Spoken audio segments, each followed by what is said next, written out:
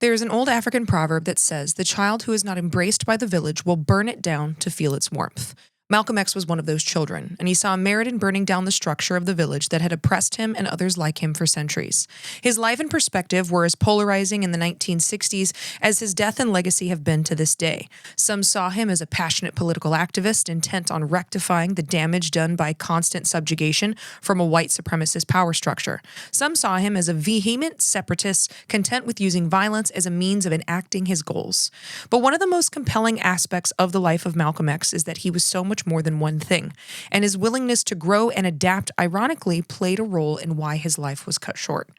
Growing up in white Christian nationalism, my dad and my church hated and demonized both Martin Luther King and Malcolm X.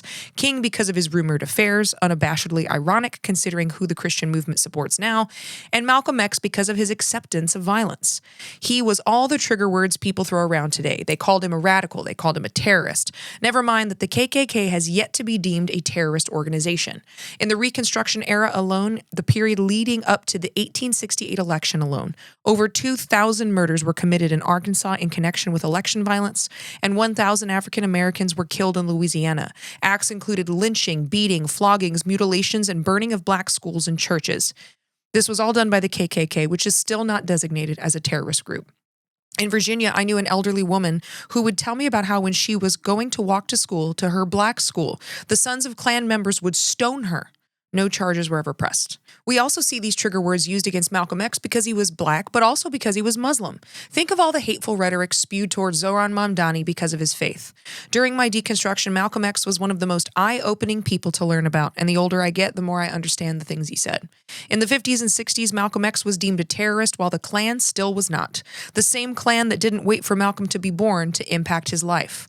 While pregnant with him, Louise Little was fending off harassment from the Ku Klux Klan while they searched for her husband, Malcolm's father, Reverend Earl Little.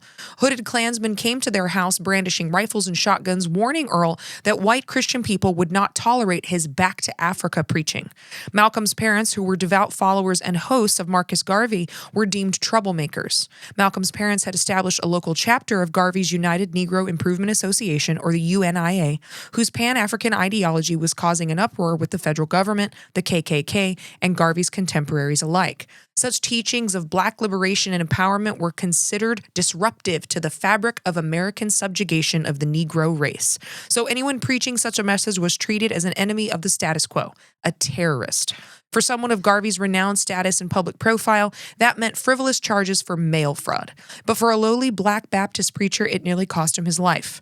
Earl Little took no chances after the Klan's attempt on his life and put his family of 4 on a train to Milwaukee. After the Little family moved to Lansing, they were targeted by white supremacists because of Malcolm's father, Earl Little's Garveyite activism. Their home was burned down by the Black Legion, which was a white supremacist vigilante fascist group active primarily in the American Midwest during the 20s and 30s. The fire department was called, and every single white firefighter did nothing. They sat and they watched it burn. Soon after, Earl died, officially ruled a streetcar accident, but widely believed by the family to be a murder. Welfare authorities then pressured and undermined Malcolm's mother, Louise Little. Malcolm recalls that welfare workers frequently visited the home, questioning her decisions, disciplining her children for her and in front of her, and treating her as unfit simply for being a poor black woman raising 8 children alone. We subsidize the rich white men to the tune of $700 billion a year, but poor black mothers have always been demonized as welfare queens for trying to feed their children. Their oversight was invasive, and rather than supportive, it eroded Louise's confidence and authority. Malcolm X would later write, "The state people constantly told her what she should do, how she should raise us. They acted as though she was a child." The welfare authorities continued this mistreatment until she suffered a mental breakdown and was committed to a state hospital in 1939. The children were scattered into foster care. Malcolm, bright but increasingly alienated, grew up between Lansing and Mason until he left Michigan as a teenager to live with his half-sister Ella in Boston, beginning the next major phase of his life. In Boston and later Harlem, Malcolm plunged into street life, drugs, gambling, burglary until his arrest in 1946. Prison became the hinge of his transformation. He educated himself intensely, converted to the Nation of Islam, emerging after his 1952 release as one of its most influential ministers. His sharp critiques of racism and his charisma brought national attention, but ideological and personal conflicts with Elijah Muhammad led him to break from the NOI in 1964. His pilgrimage to Mecca broadened his vision, moved him towards Orthodox Islam and global human rights approach to Black liberation. He founded the Muslim Mosque Incorporated and the Organization of Afro-American Unity before being assassinated in 1965. His journey from the trauma of Lansing to international leadership became central to his enduring legacy. Today, we'll cover the life, fire, and controversy of Malcolm X, a man meant for movement, for change, even if it required violence. I hope this story is as transformative for you as it was for me several years ago. Malcolm X, today on Flipping Tables.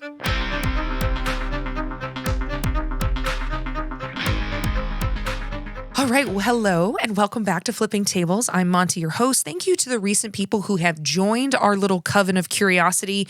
Thank you for those reviews, for the shares of the show. It's been really cool to see this grow. It's been great to see comments and emails and people learning and talking and asking questions. I'm in a new phase of my life. As of 2 weeks ago, I closed my small business. I am now doing activism and education full time.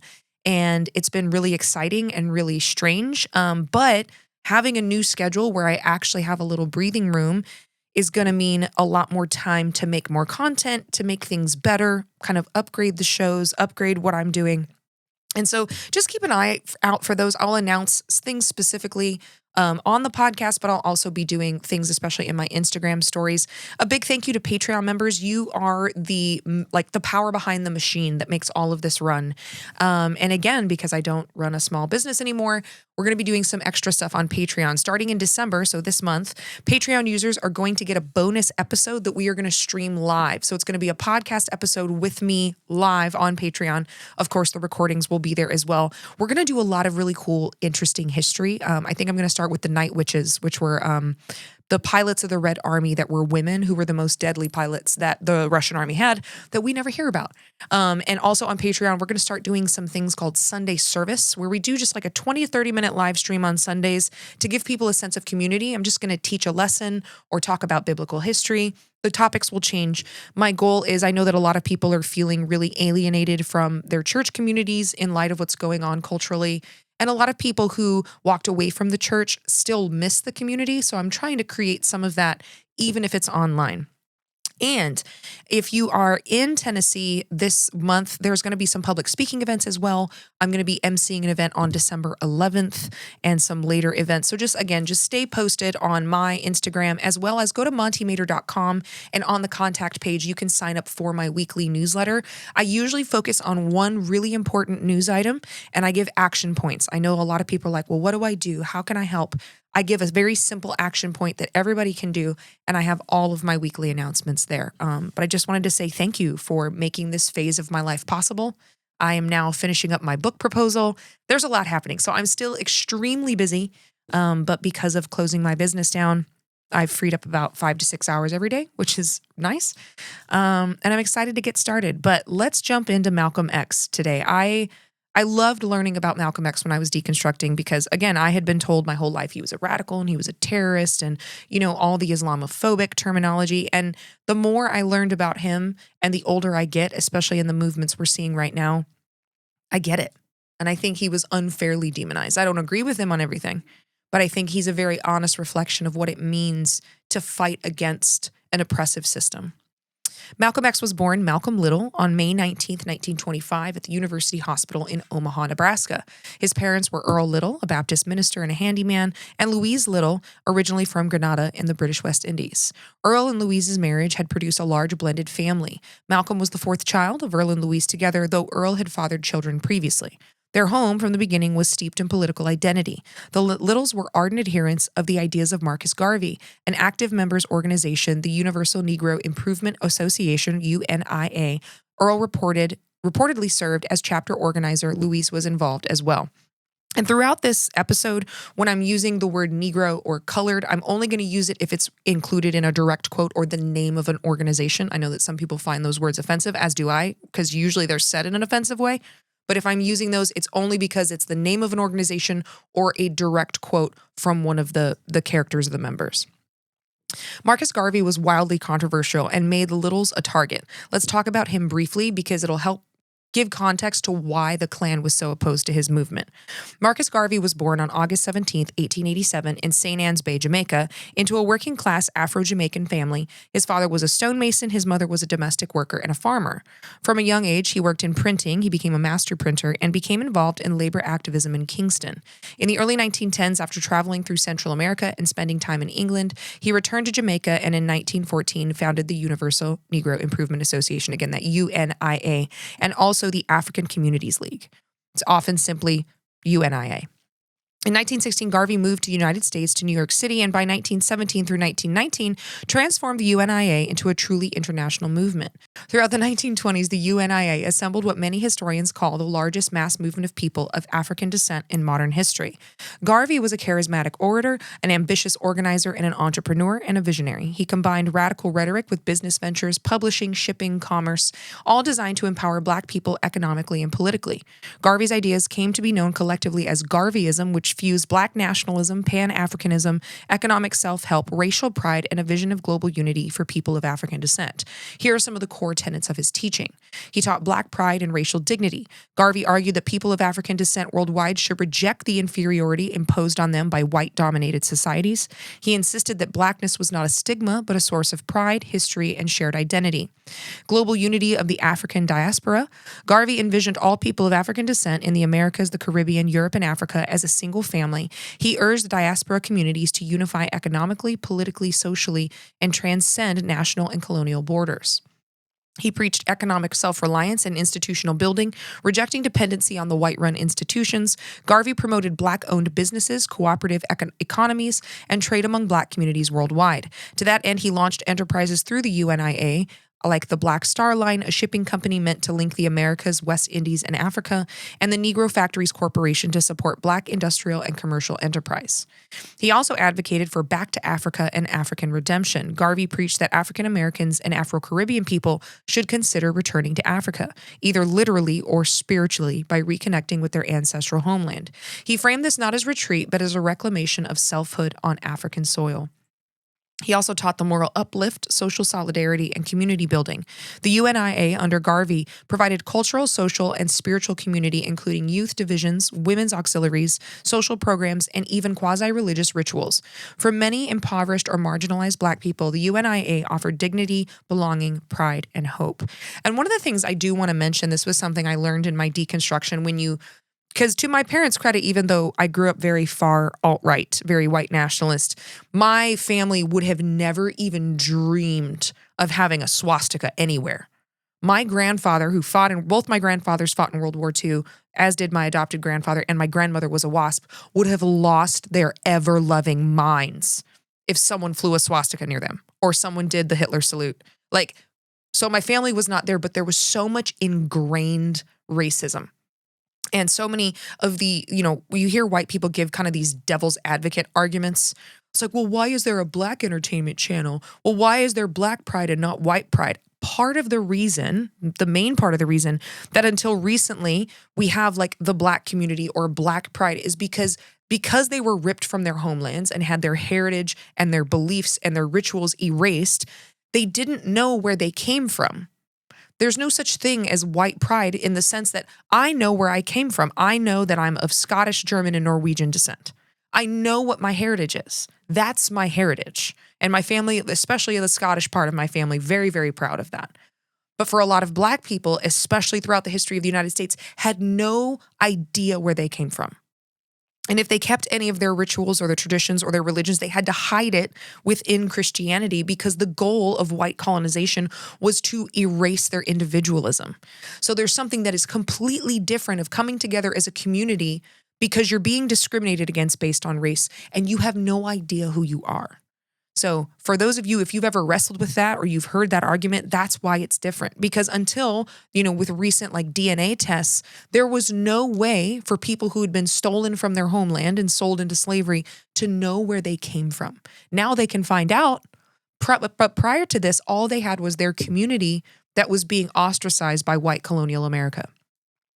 So, in Marcus Garvey's own words in a 1921 address, he said the aim of the UNIA was to unite the 400 million Negroes in the world for the purpose of bettering our industrial, commercial, educational, social, and political condition. Garveyism was not simply a political program, it was a global vision of Black solidarity, self-determination, human dignity, and transformation. While Garvey inspired millions, his vision and methods provoked sharp criticism from within the Black community, from other civil rights leaders, and from the U.S. government. The controversies fall into several interlocking categories. Obviously, he was advocating for Black separatism and racial nationalism.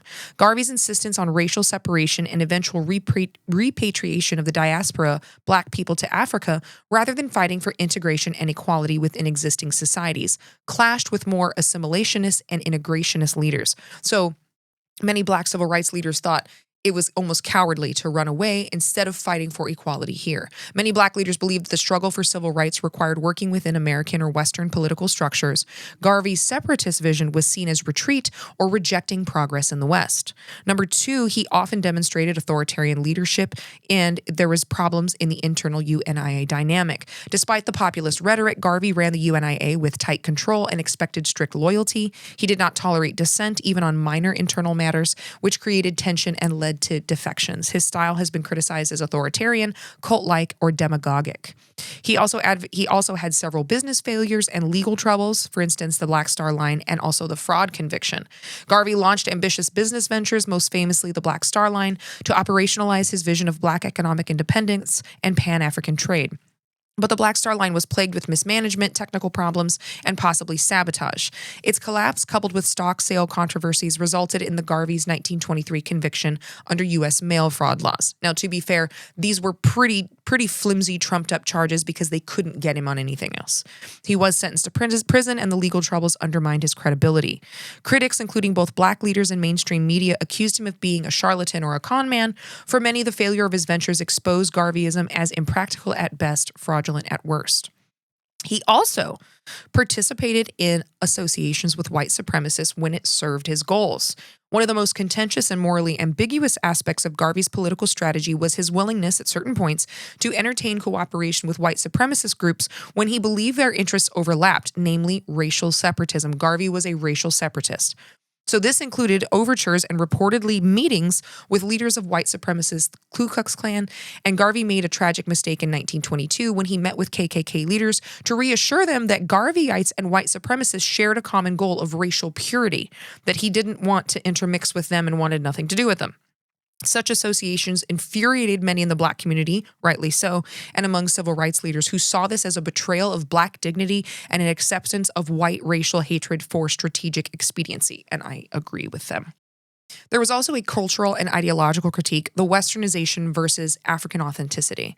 Though Garvey championed African identity, critics argued that he paradoxically embraced Western cultural trappings like classical music, Western business structures, European dress, Christian religious references, rather than emphasizing African tradition, languages, spirituality, and aesthetics. Some scholars see this as evidence that Garvey's worldview remained shaped by colonial mentality while capitalizing off of claiming African authenticity.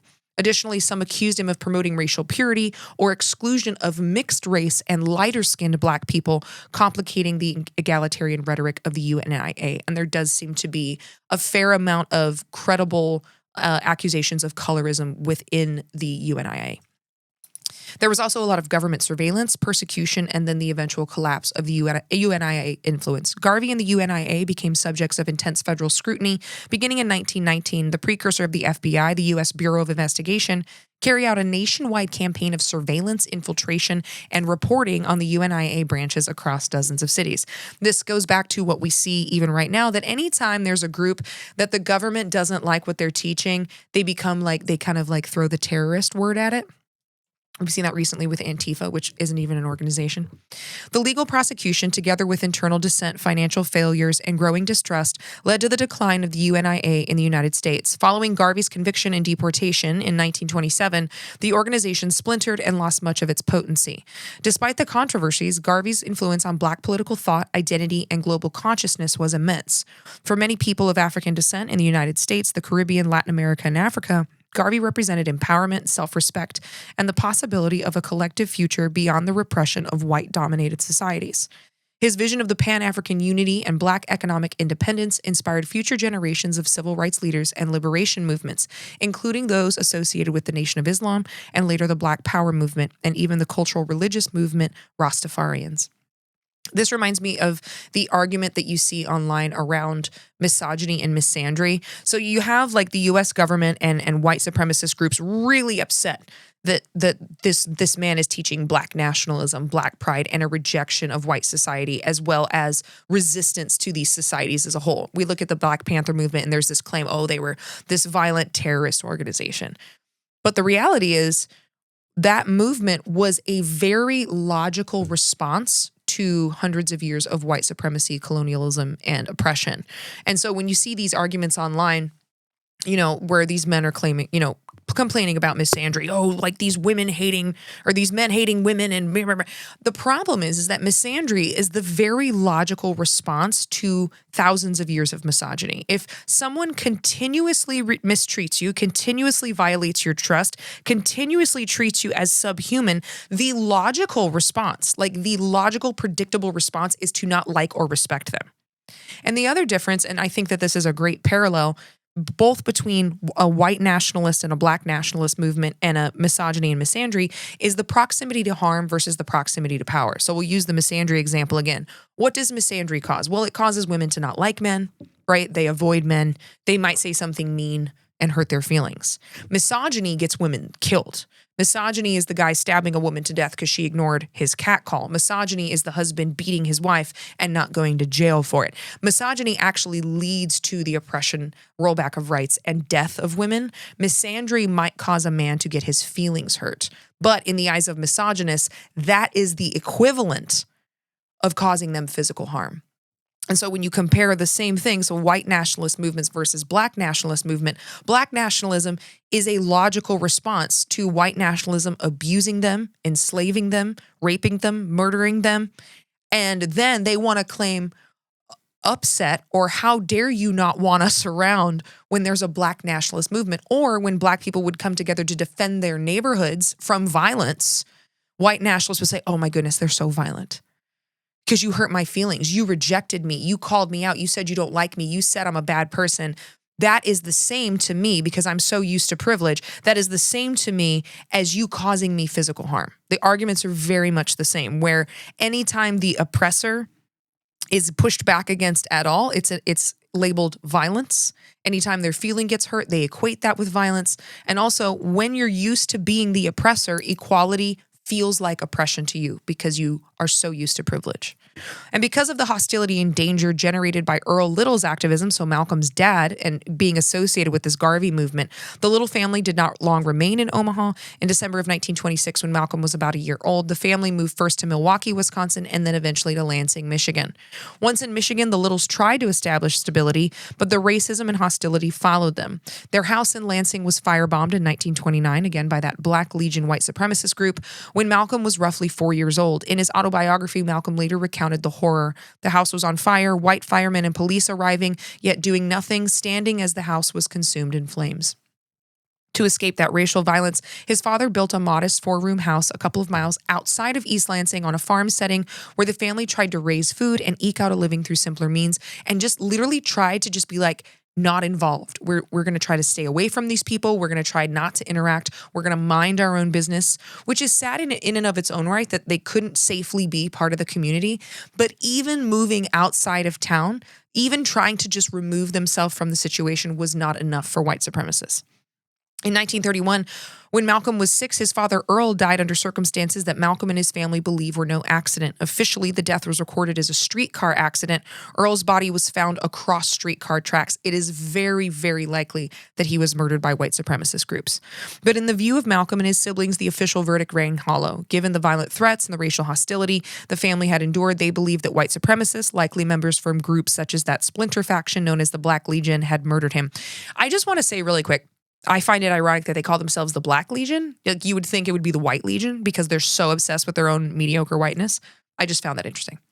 As Malcolm would later write, that moment marked the beginning of a psychological collapse. He said, quote, some kind of psychological deterioration hit our family circle and began to eat away at our pride, end quote. With Earl gone, the family's economic security vanished. Louise struggled to provide for her 8 children, and in the depths of poverty within limited options and the Great Depression, she sometimes turned to desperation. Malcolm remembered in later life that his mother boiled dandelion greens gathered from the street to try to feed her children with them.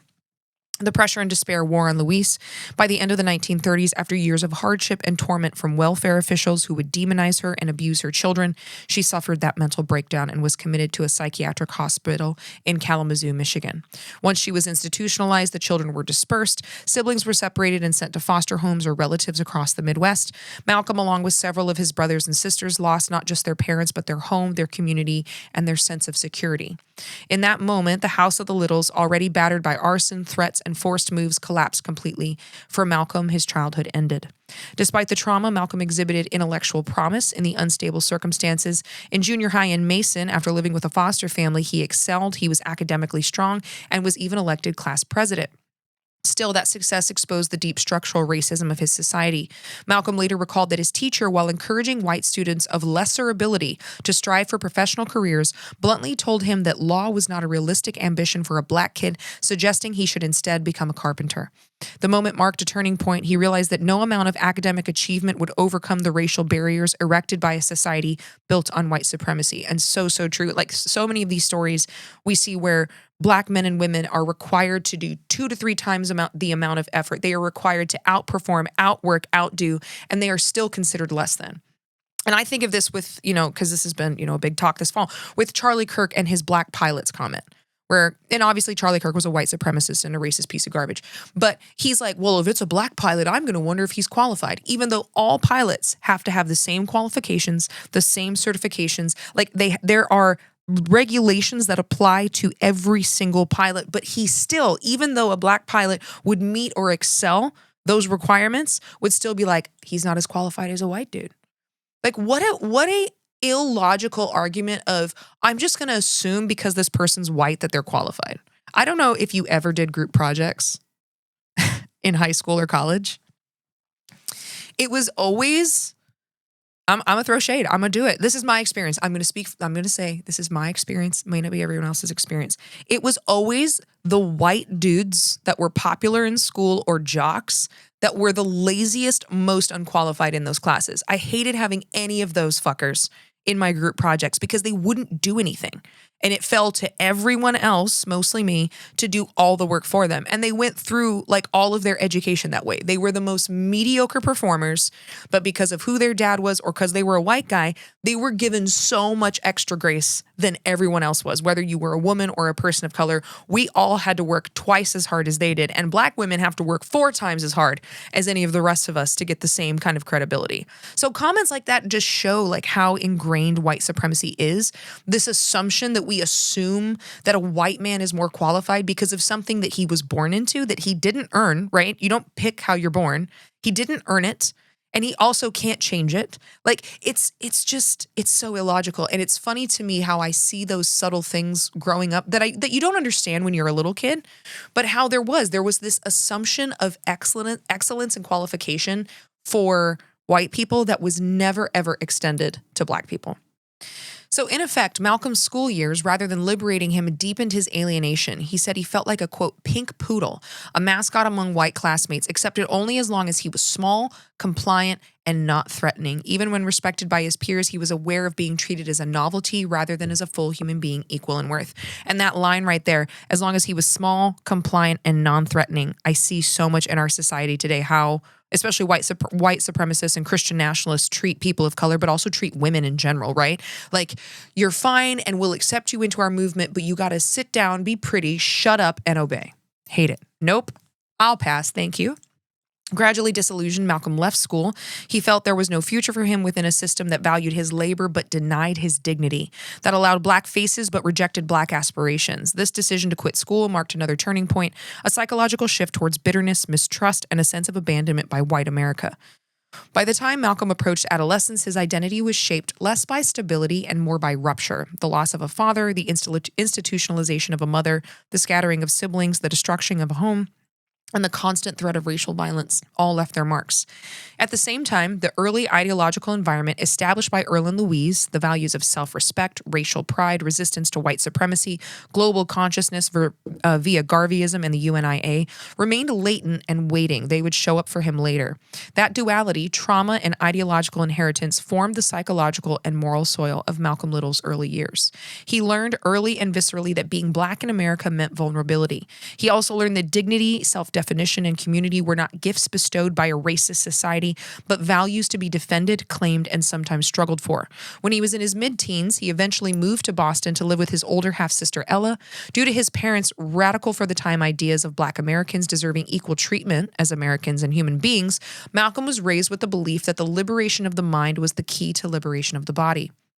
Louise, his mother in particular, imparted the value of knowledge and education, refusing to bow to the inferiority complex that ravaged the Black community. She shunned the terms Negro and colored and taught Malcolm and his siblings that the power of non-reaction to the N-word was their strength, which was obviously thrown around freely at the time in their direction. And I love that. I love that she refuses to accept these words that are trying to like make her feel inferior, and teaches her children, no, we're not responding to that. We're not engaging in that, and giving them this sense of self-worth. This approach would have been appreciated as a beacon for nonviolence, who would later become one of Malcolm's ideological rivals. Malcolm arrived in Boston around 1941 to live with Ella. Her home was in Roxbury near Dudley Street, the center of Black life in the city.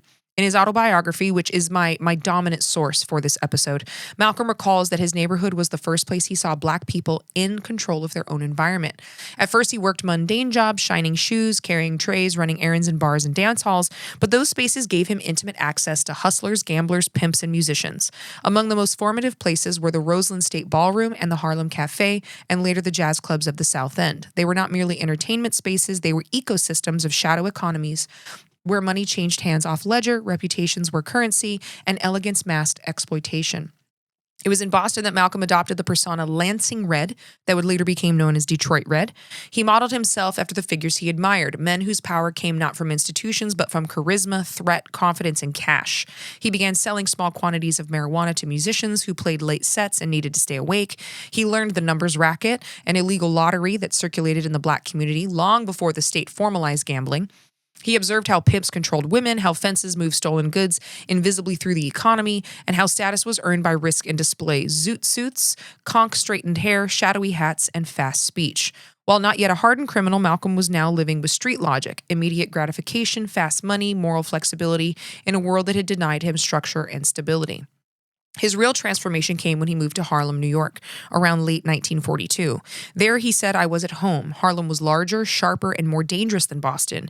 Here, on Lenox Avenue, which is now named Malcolm X Boulevard, 125th Street and 135th Street, he entered a world of organized vice, prostitution, drug dealing, gambling houses, stick-ups, and backroom transactions that never touched police records.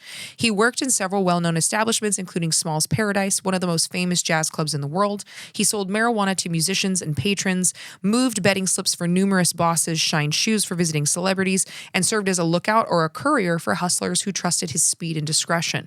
He was not merely adjacent to crime, he was integrated into its economy. Malcolm's criminal portfolio grew quickly.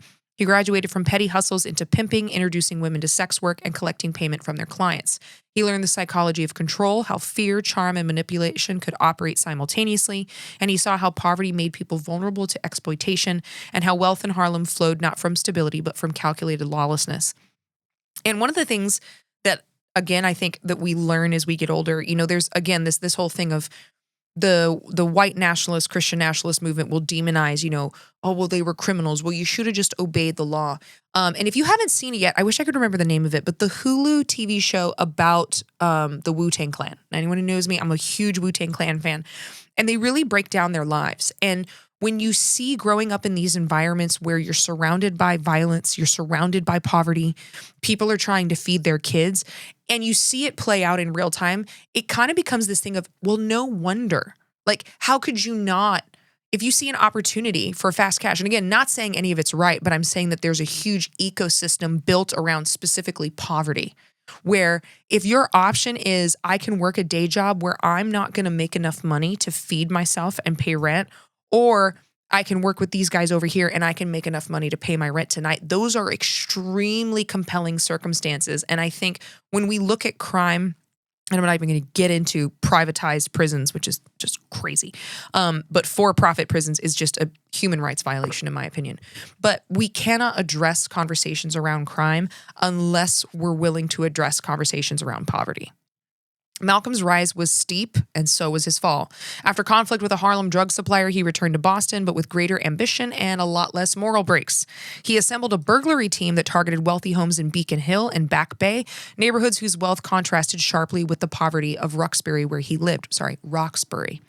His partners were also hustlers with specialized skills. Shorty Jarvis was a safe man and his closest companion. Rudy was a seduction thief who robbed wealthy white women. I'm seeing a crime show episode there. Sammy, quote, the pimp, was a fence and an underworld broker. The crew broke into upscale residences, stole jewelry and valuables, moved them through Boston's criminal circuit. Malcolm studied layouts, casing houses while working as a waiter in downtown hotels. His intelligence, later lauded as revolutionary, was in this period applied to criminal logistics. This period was intense, profitable, reckless, and short-lived.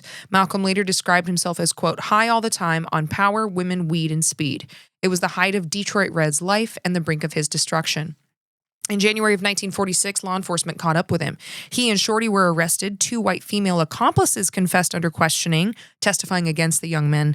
Race played a role. White men who committed similar crimes often received lighter sentences, but Malcolm received 8 to 10 years in state prison, entering Charleston State Prison and later Norfolk Prison Colony. The street life ended abruptly. Detroit Red died there. Malcolm X would later be born. And Malcolm, who would later reject this entire phase of his life, he called it wasteful, degrading, and spiritually numb, yet it was foundational. In Boston and Harlem, he learned how power functions outside of the law, how class and race shape opportunity, how charisma, intelligence, and discipline can move people, how systems exploit the poor, and how the poor adapt to that. Inmate number 22843 was booked and photographed in prison on February 27th of 1946. Malcolm entered prison wholly unprepared for the stark reality that lay ahead. He was 21 years old, hardened by street life, addicted to hustling, and motivated by survival rather than ideology. His mind, as he later wrote, was, quote, caged long before my body ever was, end quote. Yet it was behind bars that the man who would become Malcolm X was born. His transformation from Detroit Red the hustler to disciplined thinker to devoted follower of Elijah Muhammad remains one of the most dramatic intellectual metamorphoses in American history. He describes this early period as one dominated by rage, profanity, and a hard facade developed from years in Boston and Harlem underworlds. He argued constantly with guards, mocked chaplains, and viewed religion, Christianity especially, as hollow moral decoration. His literacy was shallow, vocabulary untrained, and intellectual confidence underdeveloped. Malcolm's transformation to Norfolk Prison Colony marked a turning point. Norfolk was radically different from Charleston. It held a library of tens of thousands of books, supported debate clubs, educational programs, and programs for self-directed learning. Malcolm, in his autobiography, describes discovering a new world inside the library, one where the boundaries of his vocabulary became a barrier he could physically feel. His transformation began with reading, and man, do I support every prison having a library and prisoners getting educational opportunities. That, I think, is the number one way, maybe not the number one way, but like one of the best ways to help people give themselves a better future. So much of the dumb shit we do is from lack of education and lack of opportunity. I so support this. When I'm super, super rich, I'm going to sponsor libraries. He copied the entire dictionary page by page to rebuild his language from scratch. I want to say that again. He copied the entire dictionary so he could rebuild his language from scratch. He read history, philosophy, linguistics, religion, sociology, and economics. He consumed W.E.B. Du Bois, H.G. Wells, Herodotus, Spinoza, Kant, Nietzsche, Gandhi, and the life of Frederick Douglass. He studied Black history obsessively, writing to the Library of Congress requesting materials.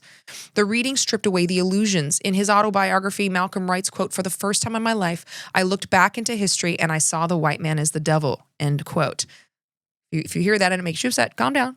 There's an arc here. And honestly, Malcolm's, hatred towards white people and Christianity, do not blame him. I do not blame Black people that have animosity towards a white person or towards Christianity, especially because Christianity was twisted and used as an excuse to subjugate and abuse them. I do not blame them. When I think about if I was born Black, I don't think I would have the moral and character fortitude to not hate white people and Christianity. I think I would carry so much anger and resentment, especially seeing them continue to perpetrate these crimes and these harms, or pretend like they don't matter. Oh, why don't you get over it? Slavery was so long ago. Throat punch, immediate throat punch. Like, it is amazing to me the grace and the love that Black people can carry in spite of all this. I don't think I would be that big of a person. Like, just being 100% honest, don't think I would be the bigger man. I think I would carry so much hatred and animosity. There was a quote, and I have no idea who originally said this. And I've heard it said with Black people. I've heard it said with women. It's like, be thankful they want equality and not revenge. And that resonates with me. Anyways, this was not yet a theological doctrine, but it was intellectual rebellion. History, as Malcolm read it, was a record of European conquest, slavery, colonization, and cultural domination. Christianity appeared not as a liberating faith, but as a companion to the empire. And historically, this has unfortunately been true. And this made me think of the fact that when slavers were forcing their slaves into Christianity, which is what they did, they had their own version of the Bible called the Slave Bible, that they removed like most of Exodus and any chapter or passage that talked about freedom or redemption. So obviously they didn't want Exodus in there where the slaves get free, because they didn't want their slaves getting ideas about being free and treated like humans, or that God would step in to defend them and redeem them. Malcolm had been exposed to Christianity through childhood, but in prison he severed ties consciously and permanently. He came to see the religion of the United States as hypocritical. It preached brotherhood while sanctioning slavery, Jim Crow, lynching, and systemic destruction of Black families, including his own. To Malcolm, Christianity was less a moral system and more a political instrument of white supremacy. And unfortunately, historically, he's correct. And if you are a Christ follower, I have so many Christ followers that follow my podcast. I love you. I'm not talking about you. I'm talking about Christian nationalism as a whole, white nationalism that was married into the power of the Christian religion to use it to exploit people. He's absolutely fucking right. And Jesus, if he could appear and have a conversation about this, would be furious at what white people that were hungry for power and money did to his teachings and to his followers. In Malcolm's own words, he said, quote, "The white man's Christianity is deceitful, hypocritical, and has kept us blind for centuries." Scholars note that Malcolm's critique paralleled anti-Christian sentiment emerging from Black nationalist thought, resistance theology, and post-colonial critique. Christianity, in Malcolm's developing worldview, was not merely a religion, it was a psychological weapon. And again, historically, he's correct. And that is something that all of us who love the teachings of Christ have to get real honest with. We have to get real honest with what Christianity has been used to do to people, because Christianity was responsible for the Inquisitions, the witch trials, the Holocaust, because people have hijacked this religion and it's been allowed to happen. So for people who, whether you believe Jesus was divine or not, if you are a Christ follower or honor Christ's teachings, it is our job to advocate that those people not be able to hijack these beliefs to use them for abuse. Malcolm's intellectual transformation dovetailed with a spiritual invitation. While incarcerated, he received letters from his siblings, most importantly Filbert, Wilfred, and Reginald, urging him to consider the teachings of the Nation of Islam and its leader Elijah Muhammad. They wrote that true liberation for Black people could only come through Islam and a separation of from white society. The Nation of Islam, or the NOI, emerged in the early 1930s as both a religious movement and a response to the psychological, economic, and spiritual devastation that Black Americans faced after centuries of enslavement and Jim Crow oppression. Under leaders like Elijah Muhammad, the NOI taught that traditional American institutions, especially Christianity, capitalism, and government, had failed Black people and were tools of white supremacy. They're not wrong. The nation framed Islam as the true religion of Black people, stolen during slavery, and argued that reconnection to this identity could restore dignity, discipline, and self-worth. Their theology blended scripture with Black nationalist history, declaring that Black men were the original men and that liberation would come not through integration with white society, but through reclaiming separation, sovereignty, and self-determination. The NOI believed that the only genuine path to Black liberation the NOI believed it was the only genuine path to Black liberation because it addressed what they saw as the root of oppression, mental colonization. They argued that freedom required more than laws. It required a transformation of identity. Through strict moral disciplines, economic independence, control of Black institutions, and the rejection of white cultural authority, they taught that Black people could rebuild themselves without relying on those who had historically oppressed them. Where integrationist movements pursued equality within America, the Nation of Islam message insisted on something more radical, not acceptance, but self-ownership of body, mind, history, and spiritual destiny. This was the first time Malcolm had encountered Islam as an alternative to Christianity. And significantly, it came not through scripture, but through a distinctly Black nationalist framework, which he was raised under. The NOI doctrine presented the white race as inherently oppressive, the Black race as original and divine, and the Christian West as a corrupt civilization. And again, it's interesting here because, again, people be like, what? How dare they say that this one race is divine? I'm like, yo, like white Christians have been doing that for hundreds of years. So calm down, deal with the plank in your own eye before you address the speck of sawdust in your brother's eye.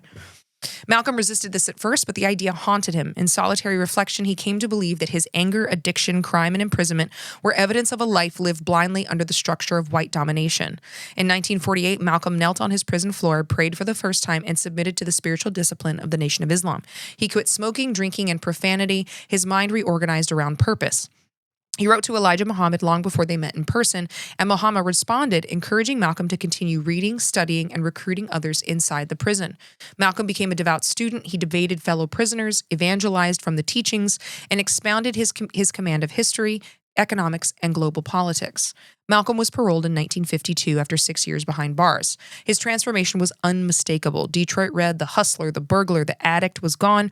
His name was now Malcolm X. The X represented stolen African ancestry and erased tribal roots.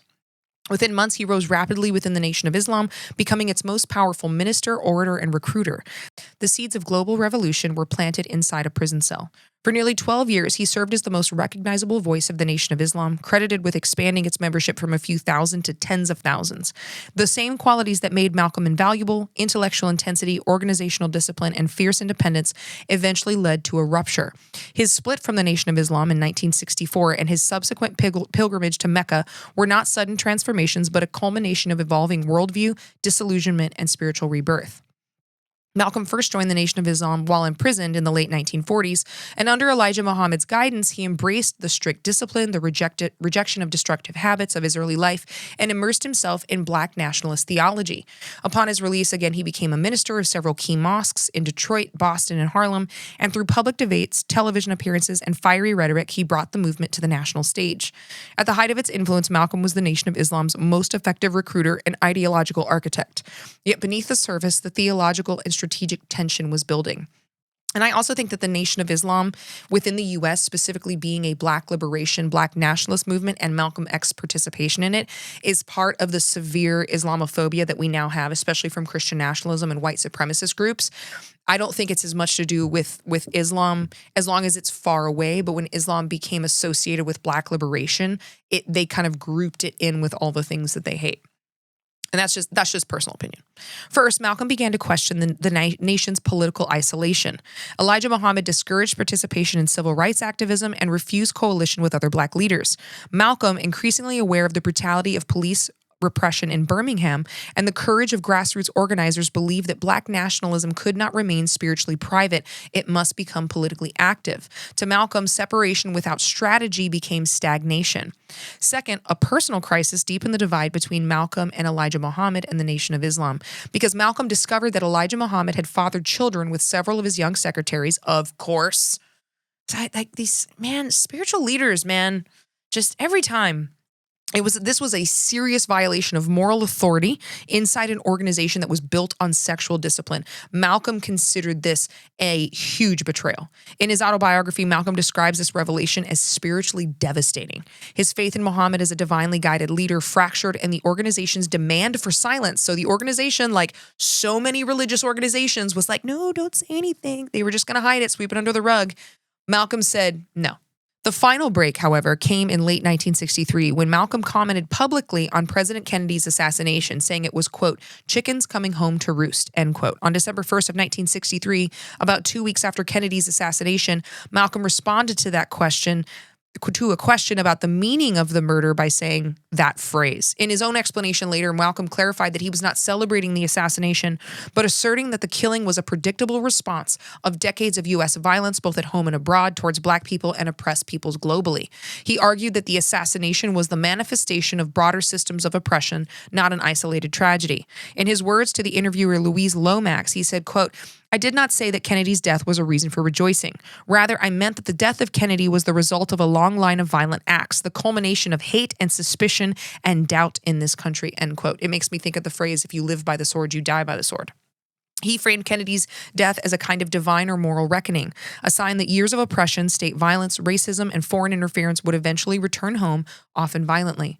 As he put it, quote, "The white man has planted the seeds of hatred, and now those same weeds have choked one of its own gardeners." That's powerful. Elijah Muhammad responded by silencing Malcolm for 90 days. A public humiliation that revealed Malcolm's rising influence had become a threat to Elijah. In March of 1964, Malcolm formally left the Nation of Islam and founded the Muslim Mosque Incorporated, followed later by the Organization of Afro-American Unity. His goal expanded beyond religious instruction. He now sought global solidarity, Black political autonomy, and human rights recognition. The true transformation began when Malcolm traveled to the Middle East and North Africa, culminating in his pilgrimage to Mecca, which is called Hajj. This journey dismantled assumptions that had shaped his earlier racial worldview. In Mecca, he witnessed Muslims of all colors, African, Arab, European, Asian, eating, praying, and living together without a hierarchy. He wrote, quote, "I have never before seen sincere and true brotherhood practiced by all colors together, irrespective of their color," end quote. He consumed the experience not as a symbolic unity, but as lived proof that racism was not universal, it was American. In his letters, Malcolm expressed shock at being treated with dignity by white Muslims, contradicting his previous beliefs that all white people were irredeemably oppressive. Islam, unfiltered by American racism, expanded his understanding of human community. And that story where he's shocked that a white person is treating him with respect reminds me of a really good friend of mine I made in New York in my early years there. And he's a musician and a producer, just a credible human being. And we were sitting on the train talking and chatting and laughing. And I was still like a very devout, like still very Christian nationalist, but I was starting my deconstruction. And he turned and looked at me and he was like, "I want you to know that you're the first white person who's ever been kind to me." And I just sat there. What do you say to that? And in my head, and again, as I'm deconstructing these issues, I'm like, why is the world like this? How is it that this young man in his 20s, it's the first time a white person has treated him with respect, especially when so many have said white people consider themselves Christians. When Malcolm returned to the United States, he was no less committed to Black liberation, but his framework had shifted from nationalism to internationalism. He still condemned white supremacy, but no longer believed it was biologically inherent.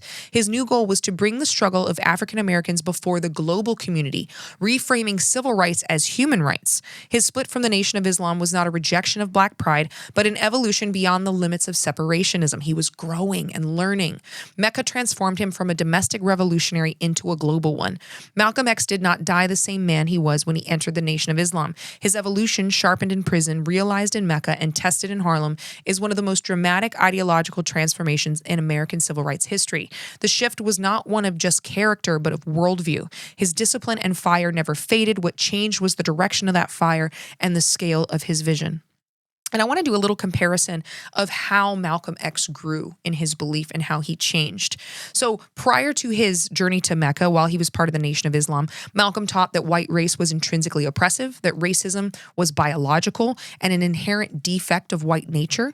He taught that the world was framed as oppositional binaries, Black equals victimized, white equals oppressor. And this was where he said, quote, "The white man is the devil." After Mecca, he no longer believed that all white people were inherently evil. Racism became structural and historical, not genetic. He accepted that sincere solidarity across race was possible under just conditions. And that was where he said, "I saw all colors from blue-eyed blondes to black-skinned Africans worshiping as one." In regards to Black liberation, prior to Mecca, he focused on Black separation and internal independence, believed that integration was a trap, that equality must equal total autonomy. He also saw solutions were domestic and insular to the Nation of Islam. Post-Mecca, he advocated for global political alignment, Africa, Asia, Middle East, and Latin America.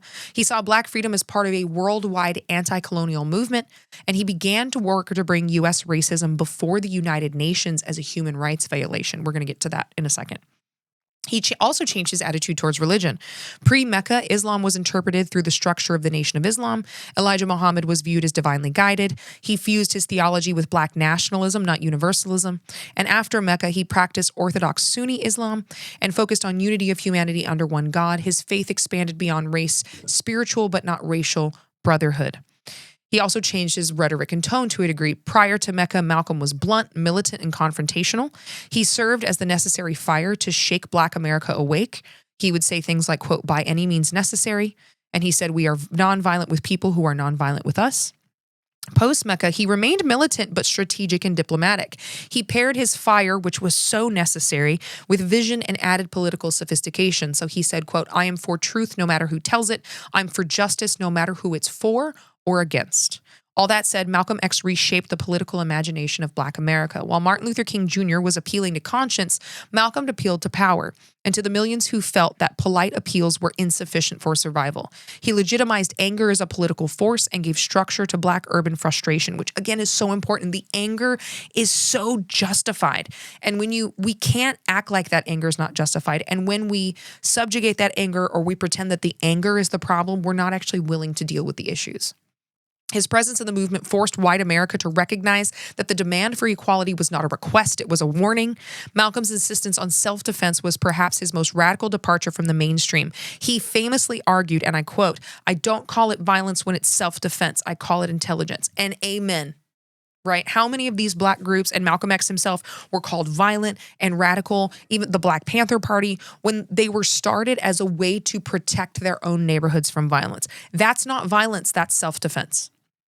This was a direct response to the brutal patterns of police assaults, lynchings, racial terror that continued even during the peak of nonviolent civil rights demonstrations. In Malcolm's view, to demand obedience to nonviolence while Black communities were attacked was an act of political containment, not moral clarity. His philosophy empowered younger activists who felt unprotected, the same youth who later formed the Student Nonviolent Coordinating Committee, militants, and the Black Panther Party.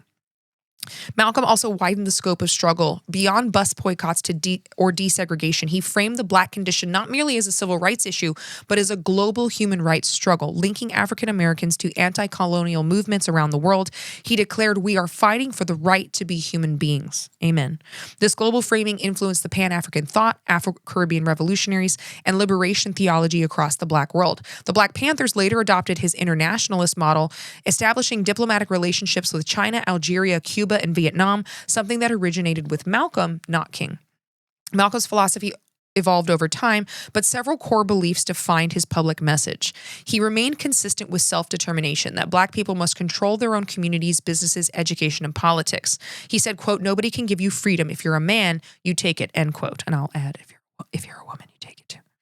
Number two, he was always consistent with self-defense. He rejected the idea that oppressed people must endure assault without response. He said, quote, I am for violence if nonviolence means we continue postponing a solution, end quote. He also advocated consistently for mental liberation.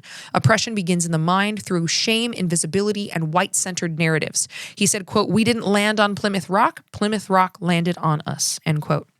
He also consistently focused on internationalism, that Black Africans were part of a global African family, not an isolated minority. And he said, quote, the Black man's struggle is international, end quote. He advocated for truth over comfort. Malcolm believed that revolution required honesty, even when it frightened people. And I so agree. We need the anger. We need the bluntness. We need the honesty. And that was also when he said, I am for truth no matter who tells it. I am for justice no matter who it is for or against. These ideas did not replace the integrationist movement. They forced it to grow. And I think they forced it to be a little more honest. I'm going to get into that in a second. King himself would later adopt more radical language after Malcolm's rise, pushing beyond mere desegregation into poverty, war, economic critiques. Malcolm changed the temperature of the era. And I do believe that it was really Malcolm's influence that caused King to so adamantly oppose the Vietnam War. But it was his push to get the UN to condemn the U.S. for human rights violations against African Americans that would get him killed.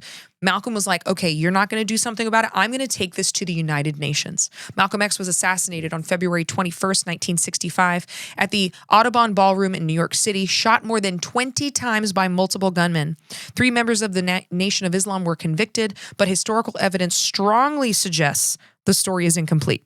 By the time of his death, Malcolm had made powerful enemies. The Nation of Islam leadership, threatened by his departure and rising influence. The NYPD, specifically the Bossy Division, were monitoring him extensively. The FBI COINTELPRO, which labeled him as a threat to national security, because of course they did, and the CIA interest due to his growing alliances in Africa and the Middle East. Multiple sources confirm heavy state surveillance. The FBI had wiretapped Malcolm's phones, infiltrated organizations, recorded speeches, and monitors his travel.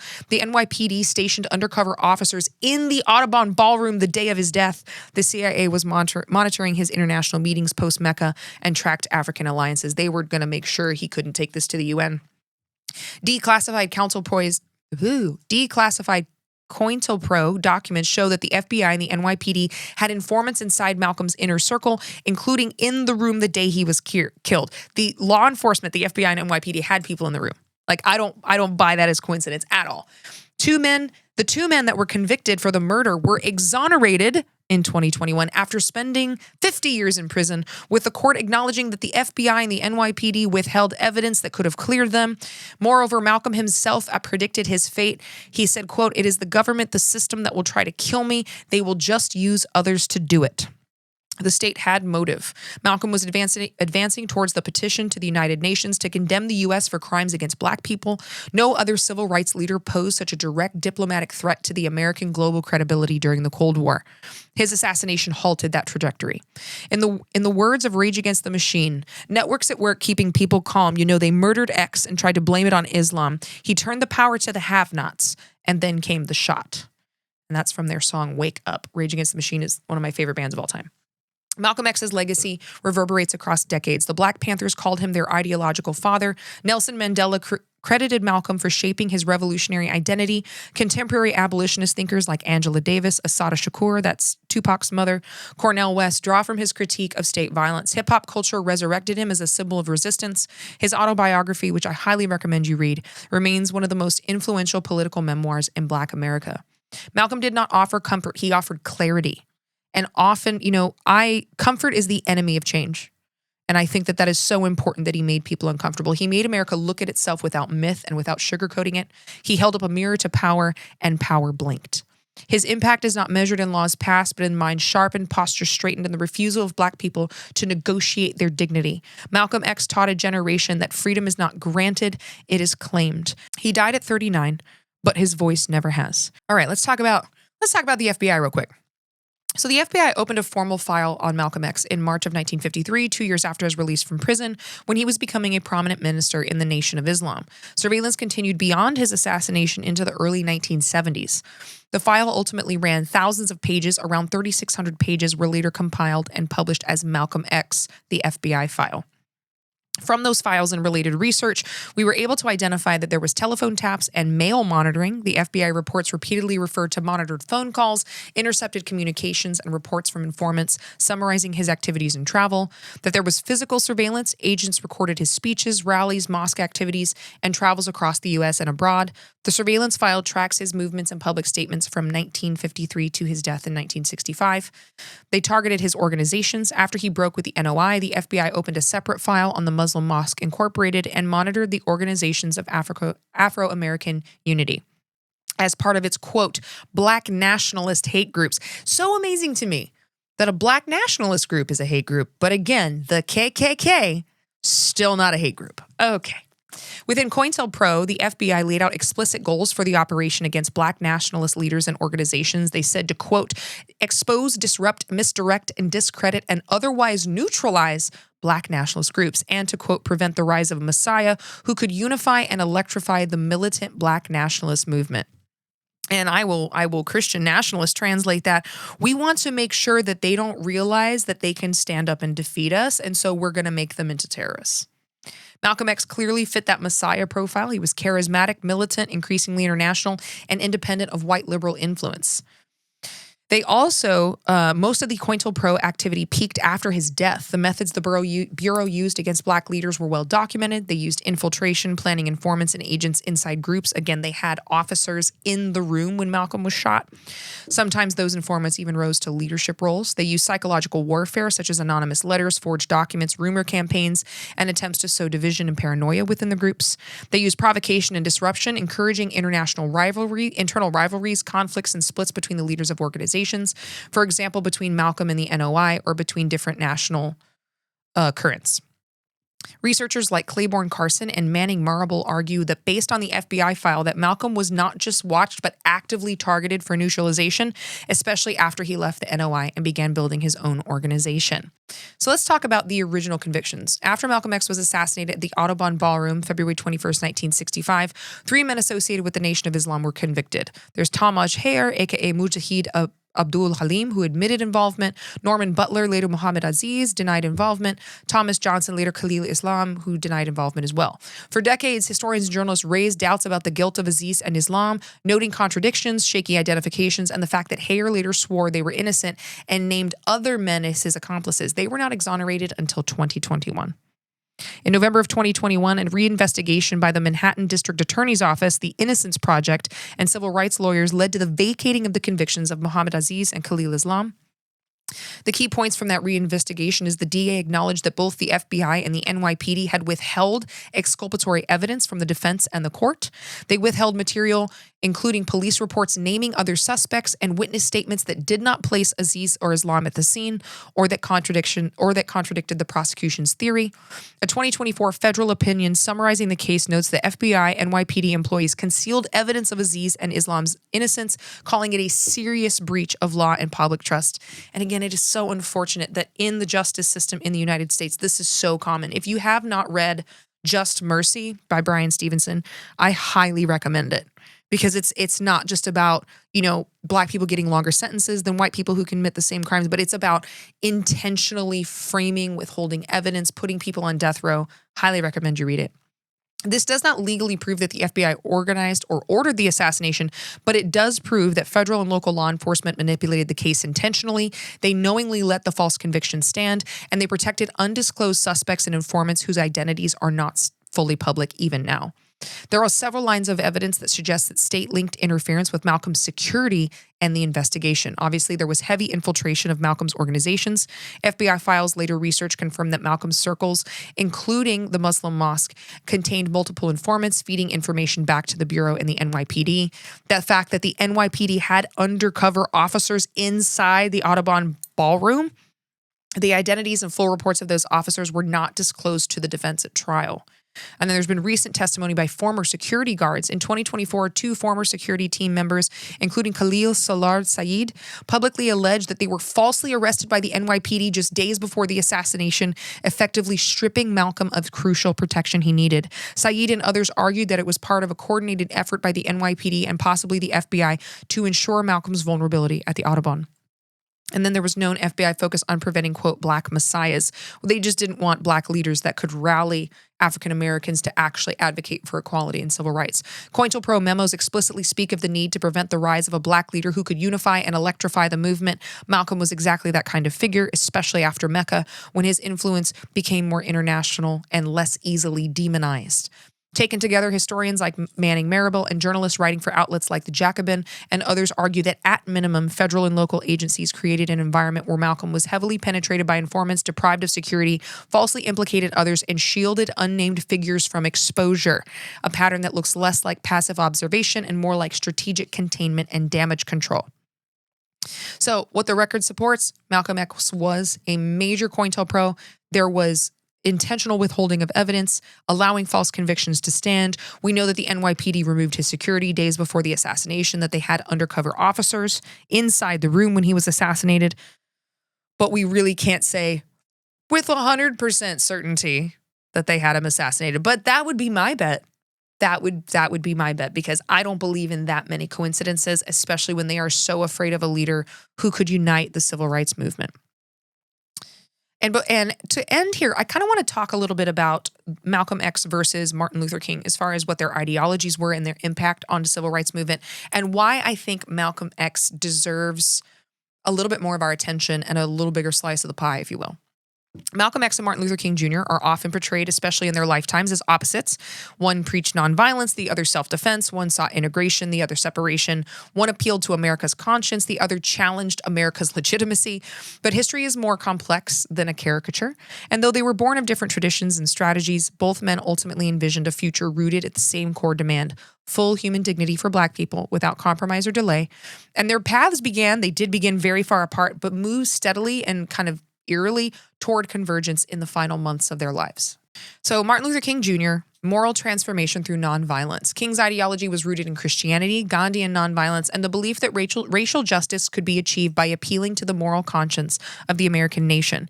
His vision was integrationist, a future where Black and white lived side by side. He said, quote, "Injustice anywhere is a threat to justice everywhere." And this is from his letter from Birmingham jail. He believed that America could be redeemed through democratic pressure, nonviolent protest, and policy reform. Malcolm X, on the other hand, liberation through power and self-determination. Malcolm, again, shaped by his street struggle, state violence, Black nationalism, of course, encountering all those issues with the KKK early in his life, arguing that freedom required power, not permission. He distrusted integration narratives and viewed American institutions as inherently anti-Black. He said, quote, "You don't integrate with a sinking ship." And his early worldview acknowledged the legitimacy of self-defense and favored political separation instead of assimilation into a white society. Again, the turning point was Malcolm's break from the Nation of Islam, particularly his trip to Mecca.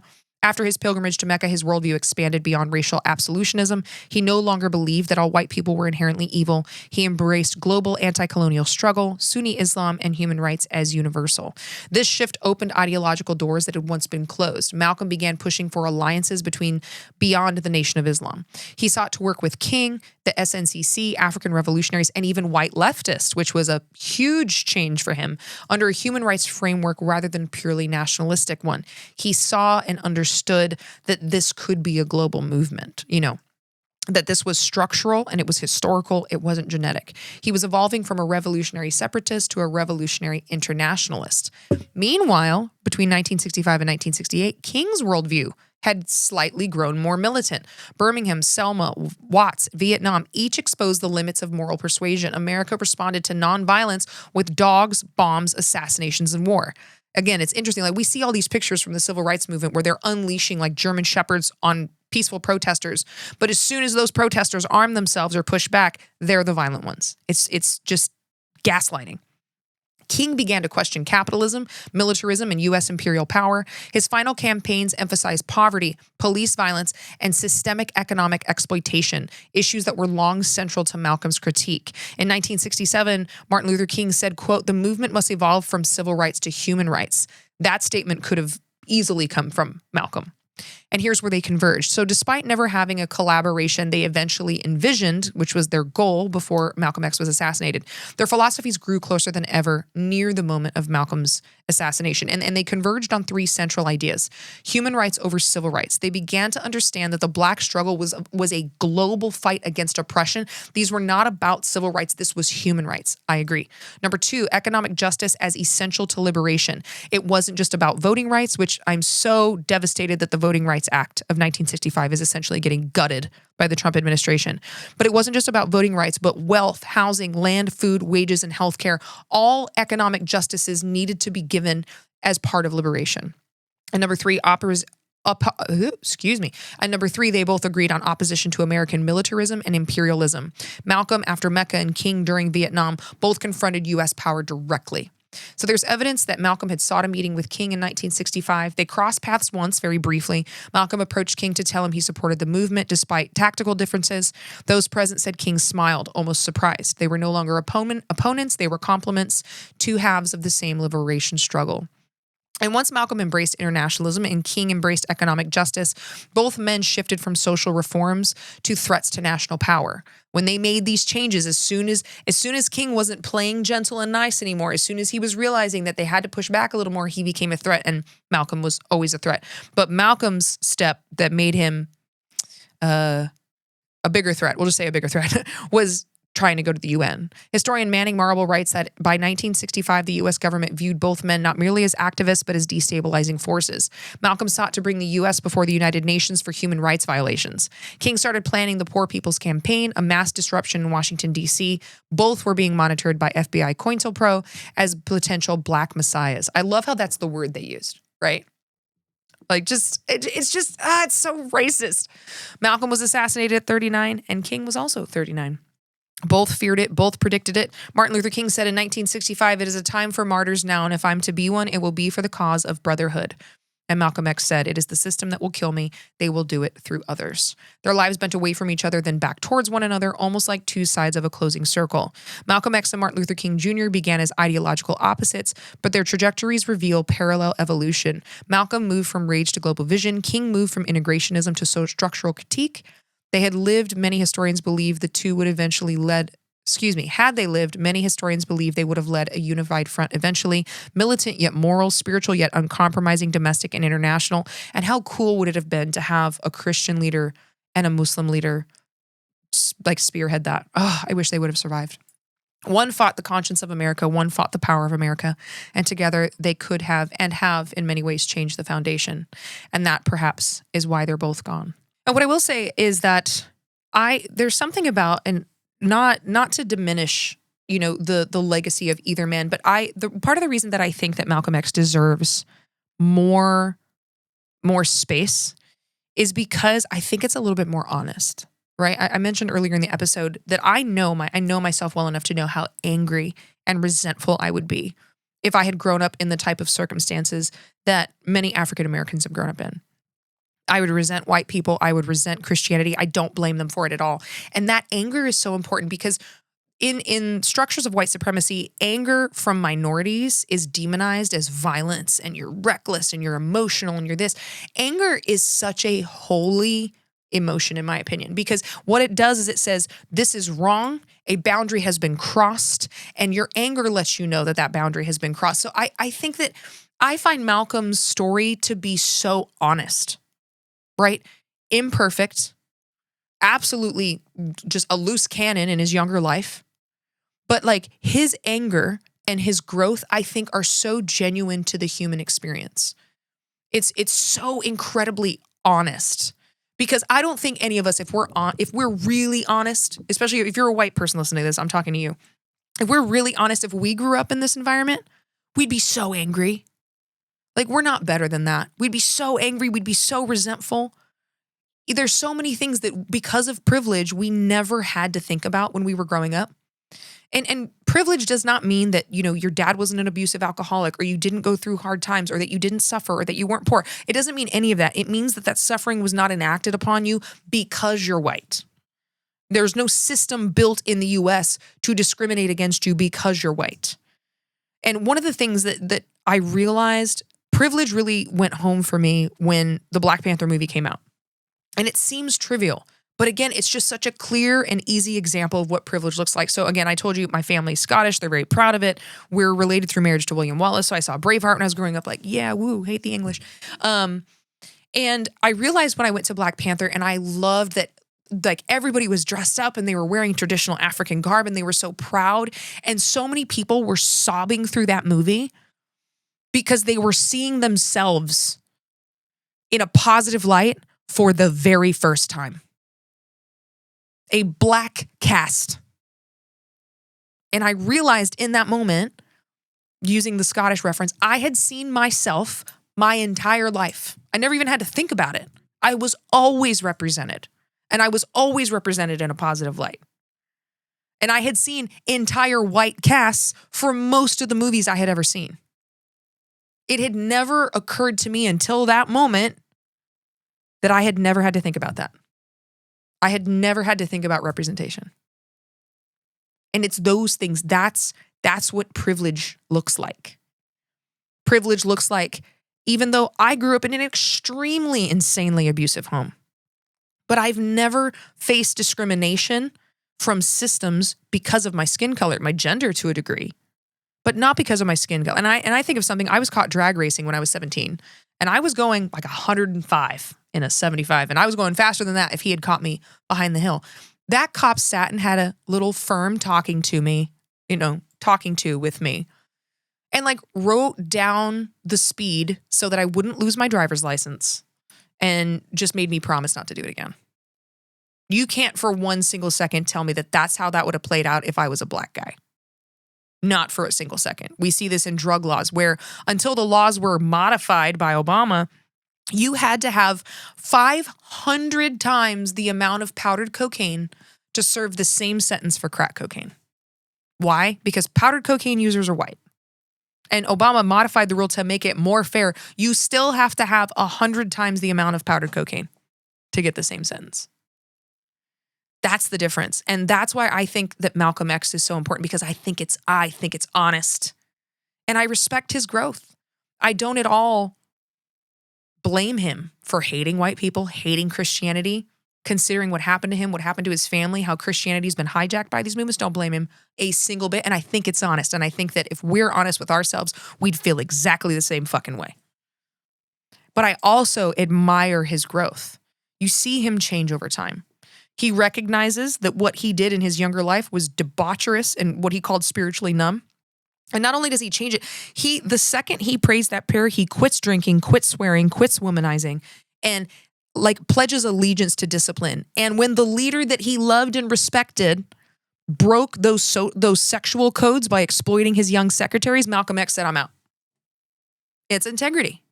It's change. And then to be able to go to Mecca and see all of these people of different colors worshiping together, he was able to expand his view. And that's the whole goal of my entire platform and this podcast, is that we can sit with the question and we can grow and understand more. Going to the Dome of the Rock in Jerusalem when I was studying there was one of the most life-changing experiences of my life, in part because of this reason. I had never interacted with Muslim people before, and I'm seeing so many of them, and they're from all different countries, and they're crying and they're worshiping, and you can tell that some of them have never seen it, and this is a huge moment for them. And that's when I realized that the type of faith I was carrying was broken. I was like, why is the faith that I've been giving making people so violent and so hateful? What I'm witnessing right here is beautiful, and it's solidarity. And I feel a connection to their spirit watching them worship, even though I'm of a different faith. That's the whole point, is to grow, to wrestle with the questions, and to change. When you are able to access more information and you change your worldview, it doesn't make you stupid. It just means you're growing. If your worldview has not changed since you were a teenager, I would strongly advise you look into that. If nothing has changed, it means you're not learning. When you get new information, the most educated, integrous thing you can do is say, I want to change because now I know a better way. The question is always, is there a better way? And I love Malcolm X's story. I think that it's so honest. And I think that it's devastating and heartbreaking that he and Martin Luther King, thanks to the US government, were not allowed to continue their mission, because I don't think we would be where we are, where we're seeing civil rights roll back right now, if those two had been able to survive and spearhead that movement long past the 60s. And I hope that this inspired you the way that it inspired me. And I encourage you, please go read his autobiography. Again, I think it's honest to the human condition. And I think that Malcolm X has been unfairly demonized by a lot of white nationalist and Christian nationalist supremacy around being a strong black man, around self-defense of black communities, and around being Muslim. And that's it for today. I want to give a special thanks to Phoenix Studios and Seeger for producing this behind the scenes. Thank you to Laura and Emily Battles for helping my whole machine keep running. Especially a big thank you to my Patreon supporters, because you are the reason I'm able to do this. You're the reason I was able to close down my business and do this full time. And I'm going to give some shout outs to some Patreon members, some new joins. We appreciate it. If I haven't read your name yet, don't worry. It's a long list. I'm working through these piece by piece. Huge thank you to Larry and Anna Moore, Larissa Tillinger, Rachel Smith, Margie Smilenick, Francine Lash, Latia Smith. Hello, my name is Janet. Laura Bedeau, Laura Packanis, Laura Bateman, LJ Boss, Laura William Burke, Laura Wagner, lots of Lauras, Laura Lobley, Laura Caballero, Laura Rubio, Lara Hedrickson, Laurette, Lauren Aquino, Lauren Melissa, Lauren Trotter, Lauren Caproni, and Devastatia. There it is. There it is. Devastatia. Thank you so much for supporting me on Patreon. Thank you so much for your effort to grow and learn, making this all possible. And I will see you next week on Flipping Tables.